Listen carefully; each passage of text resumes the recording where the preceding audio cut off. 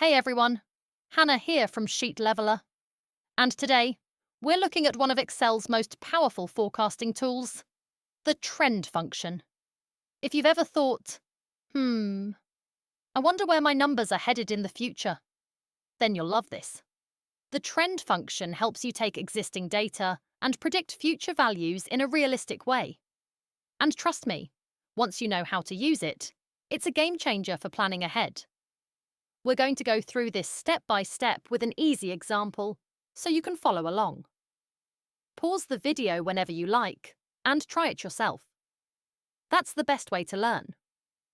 First things first, trend works best when your data is moving in a fairly steady upward or downward pattern. This is called a linear trend, and you see it in things like revenue over the years, population growth, average temperatures over time. But if your data jumps up and down unpredictably, like cryptocurrency prices or daily stock market changes, trend might not give you reliable results. So before you use it, check if your data has that steady direction. We're going to use the average annual temperature in New York over the past few decades. We'll then use trend to predict temperatures for 2030 and 2035. Here's our table. Column B, the year, our X values. Column C, the average temperature for that year, our Y values. Let's start with our first forecast. The temperature in 2030. Click on the cell where you want the result to appear. For us, that's C9. Next, click on the FX button right next to the formula bar. This opens the Insert function window. Search for Trend, then select it and click OK.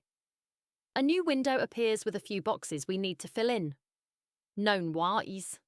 These are your existing Y values, which in our case are the past temperatures. Highlight C3 to C8. Known Tags. These are your X values, the years linked to those temperatures. Highlight B3 to B8. New Axes. These are the future X values you want to predict for. Highlight B9B10, which are 2030 and 2035. Const. This is short for constant. If you type true or leave it blank, Excel will calculate the best fit trend line for your data. This is the option you'll use 99% of the time. Perfect for things like revenue, population, or temperatures. If you type false, Excel forces the trend line through 0, the point 0, 0, something you'd only use in special technical or physics-related cases. Since we're doing a standard forecast, we'll leave const blank. Once everything is filled in, click OK. And Excel works its magic. It tells us, in 2030, the expected average annual temperature, and that's it. You've just created a simple, accurate forecast.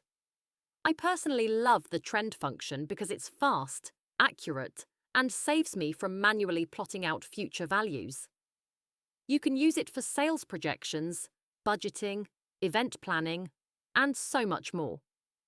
If you're a visual person, pair trend with a chart so you can see the past and future on the same graph. It makes reports look professional and easy to understand. And that's how you use the trend function in Excel. Easy, quick, and super handy. Give it a try with your own data and see what you can predict. You're doing great so far. And remember, Excel isn't as scary as it looks.